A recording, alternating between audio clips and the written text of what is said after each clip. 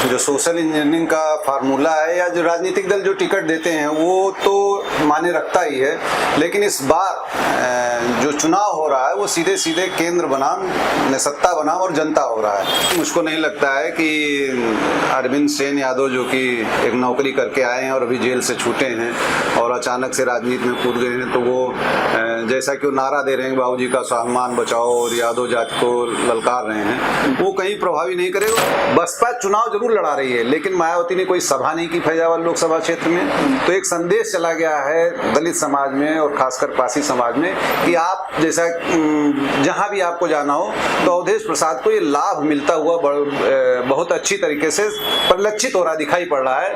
क्योंकि जो माहौल बना दिया गया, जो एक भय का माहौल, बुलडोजर का माहौल बना दिया गया है, तो आम आदमी दर्द सह करके उसके पास एक ही मौका आता है 5 साल पे चुनाव में अपना दर्द निकालने का जो है। तो मुझको लगता है कि जो अयोध्या में विकास के नाम पे जो दर्द पैदा किया गया, जो लोगों को दर्द दिया गया है और अभी मिल रहा है, वो काम करेगा।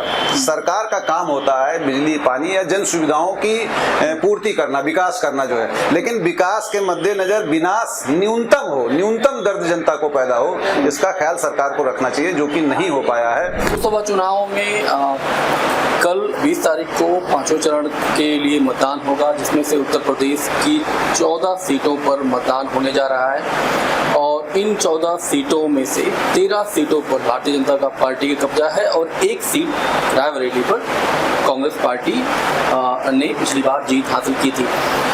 इस वक्त मैं अयोध्या में हूँ, हमारे साथ वरिष्ठ पत्रकार ओम प्रकाश सिंह जी मौजूद हैं और इस बार जिस तरह से समाजवादी पार्टी ने सोशल इंजीनियरिंग की है और ऐसे तमाम समाज के पिछड़े समाज के लोगों को उन्होंने टिकट दिया है, जिसके बारे में कहा जा रहा था कि 2014 से लेकर 2019 और विधानसभा चुनाव जो हुए एक बहुत बड़ा हिस्सा जो है भारतीय जनता पार्टी के साथ में गया था।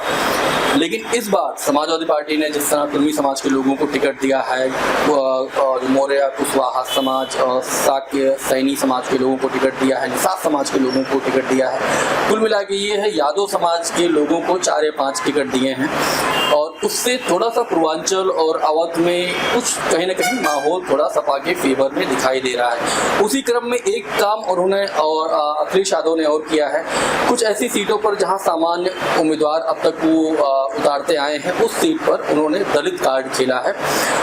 मैं इस वक्त अयोध्या में हूं, हमारे साथ वरिष्ठ पत्रकार ओम प्रकाश सिंह हैं और इस सीट पर समाजवादी पार्टी ने अपने दिग्गज नेता अवधेश प्रसाद को उन्होंने टिकट दिया है, जो कि पासी समाज के हैं। और अयोध्या लोकसभा की अगर बात करें तो इस सीट पर 4.5 या 5 लाख के आसपास पासी समाज की आबादी है। क्या कुछ असर पड़ रहा है? क्या उससे लल्लू सिंह की इस बार जीत मुश्किल दिखाई पड़ रही है? इन तमाम मसलों पर बात करेंगे। सर, आपको क्या लग रहा है, ये जो अखिलेश यादव ने अवधेश प्रसाद को उम्मीदवार बनाया है और कैसे देख रहे हैं आप इसको? देखिए शैलेंद्र जी, जो सोशल इंजीनियरिंग का फार्मूला है या जो राजनीतिक दल जो टिकट देते हैं वो तो माने रखता ही है, लेकिन इस बार जो चुनाव हो रहा है वो सीधे सीधे केंद्र बनाम सत्ता बनाम और जनता हो रहा है। तो उसमें तमाम फार्मूले जो पुराने फार्मूले रहते थे जातियों के, धर्म के और जो मुद्दे चलते तो इस बार टूट चुके हैं। सीधे सीधे महंगाई, बेरोजगारी, भ्रष्टाचार और तमाम मुद्दों पर चुनाव हो रहा है। एक तरफ ये मुद्दे हैं संविधान बचाओ के और दूसरी तरफ धर्म और जात के मुद्दे जो है उछाले जा रहे हैं। तो कहीं ना कहीं जो फार्मूला चल रहा है, जैसा कि आपने कहा, उससे ज्यादा ये काम कर रहा है कि मुद्दों को जो विपक्ष ने, इंडिया गठबंधन ने जो मुद्दे उछाले हैं उस पर जनता आकर्षित हुई है और उस पर वोट पड़ रहा है। ये जो हम लोग देख रहे थे कि कल जो अखिलेश यादव ने यहाँ पर लगभग 2 जनसभाएं की है, मऊ में की है, कल शायद मुल्कीपुर में आए थे और इससे पहले यहाँ पर जो एक बड़े नेता हैं मिसेन यादव का जो पूरा फैमिली है, आनंद सेन यादव हैं, वो भी एक उम्मीदवार अपनी देख रहे थे कि पिछली बार वो चुनाव लड़े थे, काफ़ी मामूली अंतरों से वो हारे थे। इस बार उनको लग रहा था टिकट मिलेगा और वो प्रचार प्रसार में भी दिखाई नहीं दे रहे हैं। उनके जो बड़े भाई हैं, हाल ही में उनको भी जेल से जमानत मिली है, वो आए हैं CPI से, वो मतलब यहाँ पर ताल ठोक रहे हैं। आपको आपको क्या लग रहा है कि ये थोड़ा मुश्किल में डाल रहे हैं अवधेश प्रसाद को?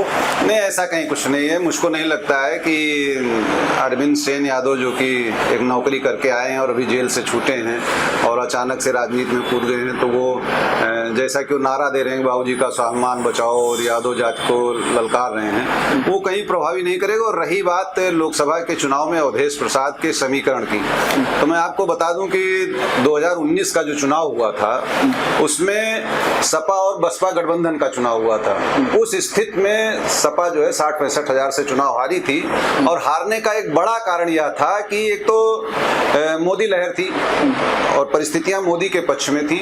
उसके बावजूद 65 हजार से हारना यह अचंभित करने वाला सिर्फ इसलिए था कि जो प्रत्याशी थे सपा और बसपा गठबंधन के, आनंद सेन यादव, उनके ऊपर एक मुकदमा दर्ज हुआ था बलात्कार का पासी समाज का, जो आपने जैसा कहा कि पूरे लोकसभा क्षेत्र में 5-6 लाख पासी हैं, तो वो उन लोगों ने जो है बायकाट किया और भारतीय जनता पार्टी की तरफ चले गए। इस बार ये समीकरण एकदम उल्टा है। बसपा चुनाव जरूर लड़ा रही है लेकिन मायावती ने कोई सभा नहीं की फैजाबाद लोकसभा क्षेत्र में, तो एक संदेश चला गया है दलित समाज में और खासकर पासी समाज में कि आप जैसा जहां भी आपको जाना हो तो अवधेश प्रसाद को ये लाभ मिलता हुआ बहुत अच्छी तरीके से परिलक्षित हो रहा दिखाई पड़ रहा है कि दलित समाज जो है और खासकर पासी, जिसकी संख्या जो है जैसे दरियाबाद विधानसभा है वहाँ 2.5 से 3 लाख के बीच में पासी समाज के हैं, वो एक तरफा जो है अवधेश प्रसाद की तरफ जा रहे हैं। तो रोचक बहुत लड़ाई है, संघर्ष बहुत ही कांटे का है। जैसा कि आप कह रहे हैं कि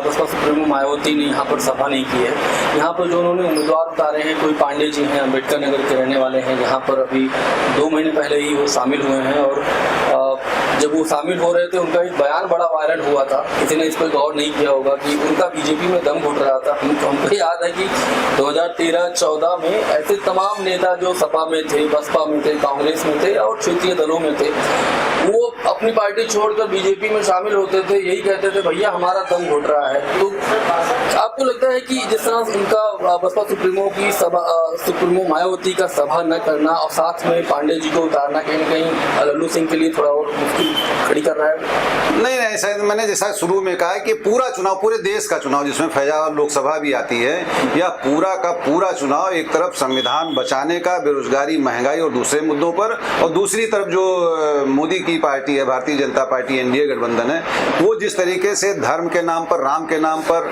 वोट मांग रहे हैं, तो 2 खांचे में पूरा देश बढ़ चुका है। तय करना है कि हम किसके साथ जाएंगे। और जो लोग इसमें सच्चिदानंद पांडे जो बसपा के उम्मीदवार हैं फैजाबाद के, या जो आनंद सेन की नाराजगी है, अरविंद सेन चुनाव लड़ रहे हैं, ये सब अपने पैर पे कुल्हाड़ी मार रहे हैं। जनता के जो जमीन पे जो बातें हो रही हैं, जो चुनाव की बातें हो रही हैं और जिस तरफ से रुझान जा रहा है, वो सीधे सीधे तय करेगा कि हम देश को किस दिशा में ले जाना चाहते हैं। हम धर्म जात की राजनीति चाहते हैं या हमको एक बढ़िया देश बनाना है, बेरोजगारी से लड़ना है, महंगाई से लड़ना है, भ्रष्टाचार से लड़ना है। इन मुद्दों पर चुनाव हो रहा है इस बार खास करके।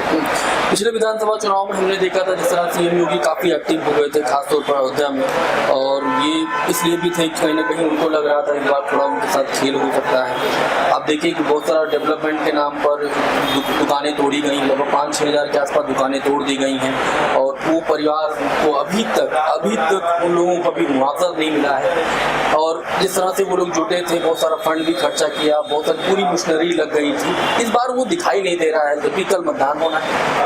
कि दर्द जो हो, चूंकि जो माहौल बना दिया गया, जो एक भय का माहौल, बुलडोजर का माहौल बना दिया गया है, तो आम आदमी दर्द सह करके उसके पास एक ही मौका आता है 5 साल पे चुनाव में अपना दर्द निकालने का जो है। तो मुझको लगता है कि जो अयोध्या में विकास के नाम पे जो दर्द पैदा किया गया, जो लोगों को दर्द दिया गया है और अभी मिल रहा है, वो काम करेगा। सरकार का काम होता है बिजली, पानी या जन सुविधाओं की पूर्ति करना, विकास करना जो है, लेकिन विकास के मद्देनजर विनाश न्यूनतम दर्द जनता को पैदा हो, इसका ख्याल सरकार को रखना चाहिए, जो कि नहीं हो पाया है। और पूरे जैसा कि अभी एक पड़ोसी जनपद के बाहुबली सांसद ब्रजभूषण सिंह ने एक इंटरव्यू में कहा कि नहीं, बुलडोजर, मुख्यमंत्री का बुलडोजर बहुत गलत काम कर रहा है, लोग खून पसीने से मकान बनवाते हैं, उसके बाद आप बुलडोजर चला देते हैं। तो ये कहीं ना कहीं भारतीय जनता पार्टी के अंदर भी और आम जनमानस में भी ये दर्द है और ये निकलेगा चुनाव में, ये मेरा अपना मानना है। एक मेरा आखिरी सवाल ये है कि क्या आपको लग रहा है कि जो अयोध्या लोकसभा सीट है किसका पलड़ा अब भारी लग रहा है आपको? भारी क्या, कल तो मतदान होना है, तो आपको क्या लगता है कौन 20 है यहाँ पर अभी? नहीं, अब ये तो अभी नहीं कहा जा सकता कि 20 और 19 क्या है। इसको मैं नहीं कह सकता हूँ। मैं एग्जिट पोल आपको 1 तारीख को जारी करूंगा जब अंतिम मतदान हो जाएगा, सबसे पहले आपको भी भेजूंगा। मैं कुल मिलाकर यही कह सकता हूं कि उत्तर प्रदेश में बुरी तरीके जो है इंडिया गठबंधन लूज कर रहा है, और इंडिया गठबंधन जो है वो कम से कम पिछली लोकसभा चुनाव की तुलना में 30 सीटों पर जो है उसको फायदा होता दिखाई पड़ रहा है। तो कहीं ना कहीं उसका असर फैजाबाद लोकसभा पर भी है। तो अभी हम बात कर रहे थे अयोध्या लोकसभा सीट को लेकर। हमारे साथ में वरिष्ठ नेता ओमप्रकाश सिंह जी थे। आप देख रहे थे शैलेंद्र सिंह लाइव। बहुत